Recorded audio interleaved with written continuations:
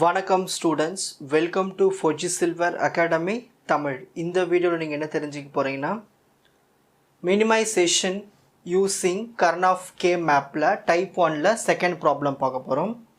இப்போ நீங்கள் இந்த செகண்ட் ப்ராப்ளம் பார்க்குறீங்கன்னா, ப்ரீவியஸாக ஃபஸ்ட்டு வீடியோ இதனுடைய ஃபஸ்ட்டு ப்ராப்ளம் பார்த்துருந்தீங்கன்னா தான் எப்படி மேப்பிங் பண்ணுறது நிறைய பேசிக்ஸ்லாம் அதை சொல்லியிருப்பேன். அதை நீங்கள் தரோவாக பார்த்துட்டு வந்தீங்கன்னா இந்த ப்ராப்ளம் கொஞ்சம் உங்களுக்கு ஈஸியாக இருக்கும். ஓகேங்களா? சரி. Reduce using mapping the expression summation m. So summation m நாலே type 1 தான். ஸோ அதுக்கப்புறமா நம்ம என்ன பார்க்கணும், நம்பர்ஸ் பார்க்கணும். நம்பர்ஸு 0லேருந்து 15க்குள்ளே இருந்துச்சுன்னா கண்டிப்பாக அது வந்து 4 வேரியபிள்ஸ்னு அர்த்தம். அப்போ நம்ம என்ன பண்ணலாம், ஃபஸ்ட்டு பாக்ஸ் வரைஞ்சிப்போம்.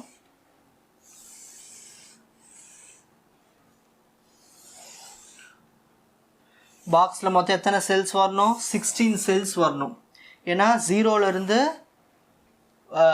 15 வரைக்கும் வந்துச்சு. அதான் இங்கே 14 நம்பர்ஸ் வந்துருக்கு இல்லையா, 14 வந்துட்டாலே கண்டிப்பாக அது வந்து 4 வேரியபிளுக்கான நம்பர்ஸ் தான் அர்த்தம். ஓகேங்களா? ஏன்னா 16 செல்ஸ் வரணும். 2 power 4 16 செல்ஸ். ஓகேங்களா? ஸோ நம்ம வேரியபிள் எடுத்துப்போம் ஏ பி, இங்கே சி டி. ஸோ ஃபஸ்ட் நம்ம என்ன எழுதுவோம், இங்கே ஏ பார் ஏ பார், அப்புறமா ஏ ஏ. அதே மாதிரி இங்கே ஃபஸ்ட் லெட்டர் என்ன இருக்குது, சி. அப்போ C bar C bar C C. Next இங்கே செகண்ட் லெட்டர் என்ன இருக்குது, பி. ஃபஸ்ட்டில் பி பார், லாஸ்ட்டில் பி பார், சென்ட்ரல் எல்லாமே பிபி. அதேமாதிரி இங்கே செகண்ட் லெட்டர் என்ன இருக்குது, டி. ஃபஸ்ட்டில் டி பார், லாஸ்ட்டில் டி பார், சென்ட்ரல் எல்லாத்துலேயும் டி. இதெல்லாம் வந்து ஜென்ரல் ஃபார்மேட். நெக்ஸ்ட் 0 1, இங்கே 2, இங்கே 3, 4 5 6 7 8. எங்கே வரணும், இங்கே வரணும். 8 9, இங்கே 10, இங்கே 11 12 13, இங்கே 14, இங்கே 15. நெக்ஸ்ட் ஸ்டெப் என்ன, இங்கே சம்மேஷன் இருக்கிறதுனால இந்த நம்பர்ஸ்க்கு எல்லாத்துக்கும் நம்ம 1 1 போட போகிறோம். இங்கே 2 இருக்கா, ஸோ 2 எங்கே இருக்குது, இங்கே தான் 2 இருக்குது, இந்த இடத்துல 1.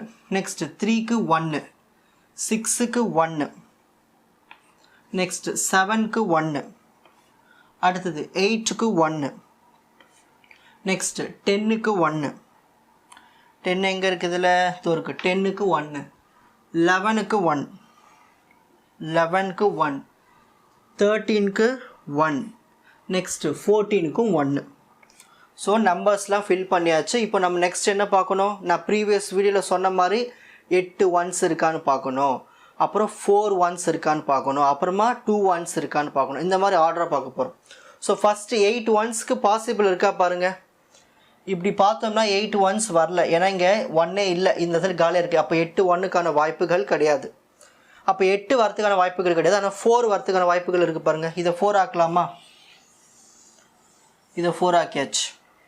நெக்ஸ்ட் வேறு எதனா 4 வருதுங்களா பாருங்கள், இது அப்படியே 4 ஆக்கிடலாங்களா, இது ஃபுல்லாக ஒரு 4. நெக்ஸ்ட்டு இந்த 1 இருக்குங்க இல்லையா, இதையும் சேர்த்து இப்படி மேலேயும் டாப்லேயும் நம்ம என்ன ஆக்கலாம், இது ஒரு 4 ஆக்கலாமா. இங்கே 2, இங்கே 2. எப்பயுமே 4 வர மாதிரி இருக்கான்னு பெஸ்ட்டு சாய்ஸ் வந்து 4 சூஸ் பண்ணணும். ஓகேங்களா? எல்லாமே 4 முடிஞ்சதுக்கு அப்புறமா தான் நம்ம 2க்கு போகணுமே. ஏன்னா இங்கே ஒரு 1 இருக்குது, இதை நம்ம 4 ஆக்கலாம். அதனால் நம்ம 4 போட்டேன். இதெல்லாம் 4 ஆக்க முடியாது, இதையும் 4 ஆக்க முடியாது. இப்போ அடுத்தது 2, இதை 2 ஆக்கலாமா. இந்த 1ஐயும் இந்த லெஃப்ட் சைடில் இருக்கிற 1ஐயும் சூஸ் பண்ணிக்கலாம். இந்த லெஃப்டில் இருக்கிற 1ம் இந்த ரைட்டில் இருக்கிற 1ம் சூஸ் பண்ணோம்னா இது 2 ஆகிடுச்சுங்களா. நெக்ஸ்ட் அடுத்தது வேறு எதனா 2க்கு வர சான்ஸ் இருக்கா, இதுக்கு எதனா சான்சஸ் இருக்கா பாருங்கள். நம்ம இப்போ கிராஸ்லாம் பண்ணக்கூடாது. ஓகேங்களா? இந்த 1 இங்கே இருந்தால் இப்படி இப்படியும் பண்ணிக்கலாம். அப்போது இது 1 தனியாக இருக்குது, அப்போது இது வந்து வெறும் சிங்கிள் மட்டும். அப்போது இதில் பார்த்துட்டிங்கன்னா ஃபஸ்ட்டு இந்த 4 சூஸ் பண்ணேன், அடுத்தது இந்த ஸ்ட்ரைட் 4 1s, அடுத்தது கீழே 2 மேலே 2 சேர்த்து அது ஒரு 4 பேரு, அப்புறமா இங்கே ஒரு 1 இருக்குது, இது இந்த பக்கமும் சேர்த்து 2, இது சிங்கிள்.